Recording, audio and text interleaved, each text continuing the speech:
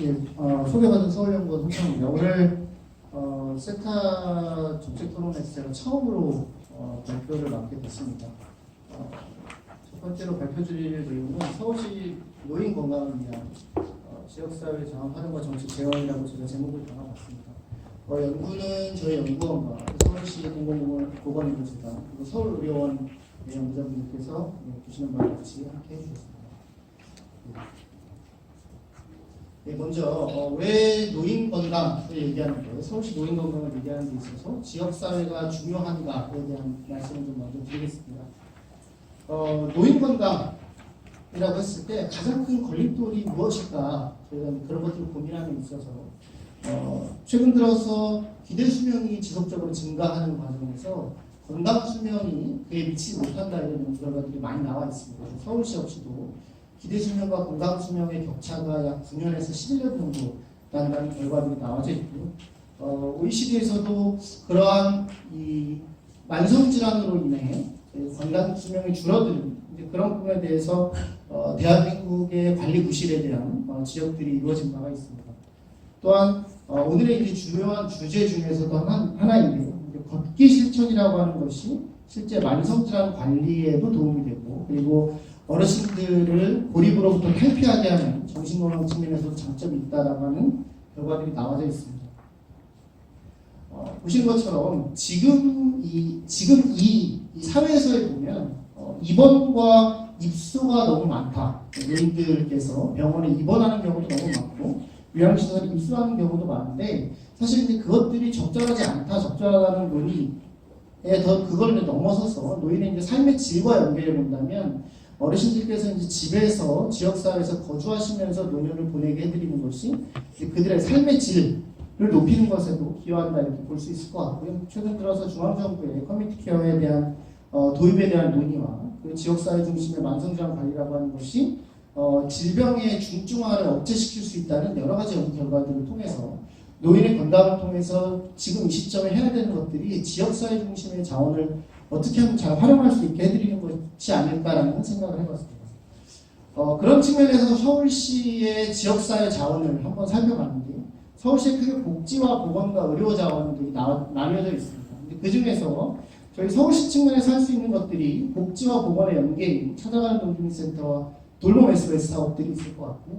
그리고 보건사업이라고 하는 것이 순수보건사업은 건강증진을 비롯하여서 공원이나 체육시설과 같이 이제 설계적인 요소를 할 수 있는 부분이 있는 반면에 보건의료의 연계체계인 현재 서울시의 보건소와 서울케어 건강돌봄사업 등등이 있을 수 있을 것 같고요. 이제 의료 영역에서 보면 사실은 시가 관여할 수 있는 부분이 많지는 않지만 저희가 이 민간에 있는 자원들을 가급적 저희가 공공의 영역으로 끌어들이고 그분들에게 책무를 드리고 권한을 드리고 하는 방식을 통해서 사업의 효율성을 높여보고자 하고 있습니다.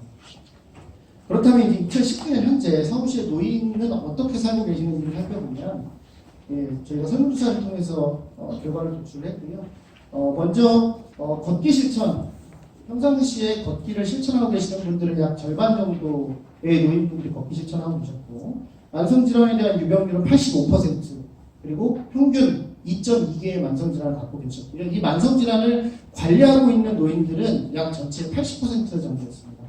우리가 흔히 만성질환이라고 알려져 있는 질병들이 떠올리시는 것들이 이제 고혈압이나 당뇨 이런 것들인데요. 서울시 노인들은 고혈압과 당뇨 관리는 굉장히 우수하게 잘 되고 계십니다. 그 반면에 기능 상태와 관련되어 있는 이런 골관절염이나 백내장 이런 것들에 대한 관리가 좀 취약한 것으로 저희가 확인했습니다. 그렇다면 이제 만성질환 관리 그리고 이제 걷기 실천에 유의하게 영향을 주는 요인들은 무엇인가에 대해서 저희가 로지스틱 분석을 돌려봤습니다. 연구 결과를 간략하게 말씀을 드리면 만성질환이 잘 안 되고 있는 노인들은 서울시에서 혼자 사시는 독거노인들이거나 혹은 자녀와 동거하지 않고 있는 노인들이 만성질환이 잘 관리가 되지 않고 있었고요. 그리고 보시면 65세부터 69세까지라고 하는 사실 우리가 정의상으로 노인이라고 하긴 하지만 실질적으로 본인들은 노인이라고 잘 느껴지지 않는 초기 노인들에서 특히나 만성질환 관리가 잘 안 되고 계십니다. 그리고 주택 형태를 보면 반지하에 거주하고 계시는 노인이거나 혹은 자신이 실제 만성질환을 갖고 있음에도 불구하고 본인 스스로의 건강을 과신하고 있는 노인분들께서 만성질환 관리에 취약한 것으로 저희가 확인을 했고요. 그리고 기타 건강에 대한 문해력, 즉 건강에 대해서 이해를 하고 의료 서비스에 대한 이해도가 떨어지시는 노인일수록 관리가 잘 안 되고 있습니다. 소득 수준도 유한 영향을 미쳤고요. 그리고 걷기 실천 같은 경우는 보시는 것처럼 이제 지하에 거주하시는 노인이나 그리고 2층에서 5층 거주하는 노인이 어떤 노인이냐면 엘리베이터가 없는 노인분들이십니다. 6층 이상의 엘리베이터가 있으신 분들은 오히려 외부 활동이 좀 더 이제 편하다라는 걸 저희가 확인할 수가 있었고요. 허약에 대한 측면과 소득 수준도 걷기와 유의한 영향들이 있는 것으로 확인했습니다.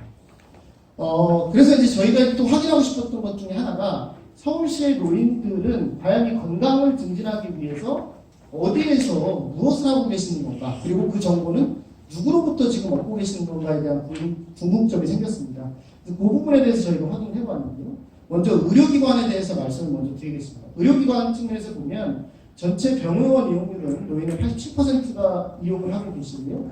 한의원 같은 경우는 40%, 종합병원이 한 50% 정도의 노인들이 이용을 하고 계시는데, 저희가 지역사회라고 한정을 했기 때문에 노인의 걸음으로 30분 정도의 거리에서 가시는 노인들이 어느 정도로 되는지 봤습니다. 저희가 실제적으로 거리를 여기다 적시하지는 않았는데요. 노인 걸음으로 30분 정도면 실제 거리상으로는 주거지 기반으로 1.4km 정도라고 생각하시면 됩니다.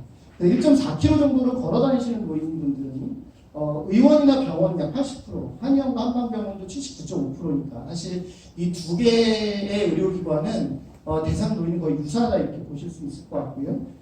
종합병원은 당연히 관내보다도 관외를 이용하시는 분들이 많았습니다.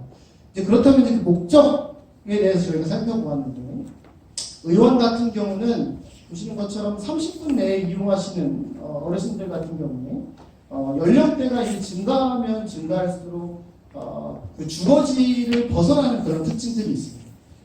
반면에 한의원 같은 경우는 연령대가 증가해서 75세 이상이 되면 다시 주거지 중심으로 모이는 특징이 있고요. 종합병원 역시 연령대가 증가하면 주거지를 벗어나는 의원과 유사한 특징을 보입니다. 이게 이제 어떤 의미냐면요. 보시는 것처럼 종합병원처럼 치료를 중심으로 하는 서비스의 경우에는 연령이 증가해서 본인의 기능 상태가 떨어짐에도 불구하고 지역사회를 이제 벗어나게 되는 이제 그런 의료기관을 찾아 나서게 되는 그런 특징들이 있다는 것이고요. 한의원 같은 경우는 그 목적을 보시면 아시겠지만 물리치료나 재활을 중심으로 하기 때문에 사실 연령이 더 증가하게 되면 점점 더 반경을 좁히는 그런 경향성이 나타납니다. 그래서 우리가 의원과 한의원 그리고 병원과 의원이 같은 의료기관이기는 하지만 실제 이용 목적에 따라서 반경이 틀려질 수 있다는 걸 저희가 여기서 확인할 수가 있을 것 같고요. 공공서비스와 관련돼서 저희가 보건소와 동주민센터를 확인을 했는데 보건소의 이용률은 41.8%로 그다지 높지는 않았고요. 특히나 주거지 기반으로 봤을 때 거주지에서의 접근성이 보건소는 역시나 여전히 떨어지고 있는 것으로 확인이 됩니다. 그리고 보건소 이용 목적은 저희가 여전히 이제 개선돼야 될 측면 중에 하나라고 보긴 하는데요. 질병에 대한 치료 목적이 가장 많았고요.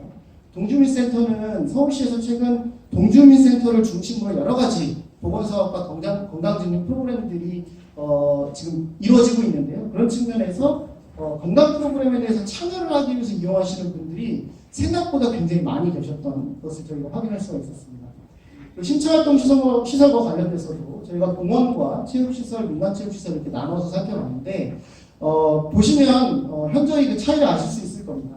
그러니까 노인들의 건강관리는 이 공공체육시설이나 민간체육시설과 같이 이 한정된 공간에 지붕이 있는 체육센터에서 이루어지는 것이 아니고 오픈스페이스인 공원을 중심으로 이루어지고 있고요. 87%가 이용을 하고 계셨고요.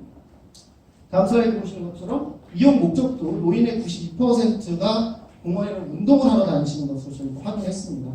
그렇기 때문에 저희가 앞으로 노인을 중심으로 서비스를 이제 구상을 함에 있어서 지금 제가 이렇게 말씀드렸던 의원과 병원의 접근성과 관련된 부분, 그리고 체육시설 측면에서도 이제 공원의 접근성을 어떻게 증대시키는지 이런 부분들이 좀 주의 깊게 봐야 되는 요소가 아닌가라는 생각을 해봤습니다.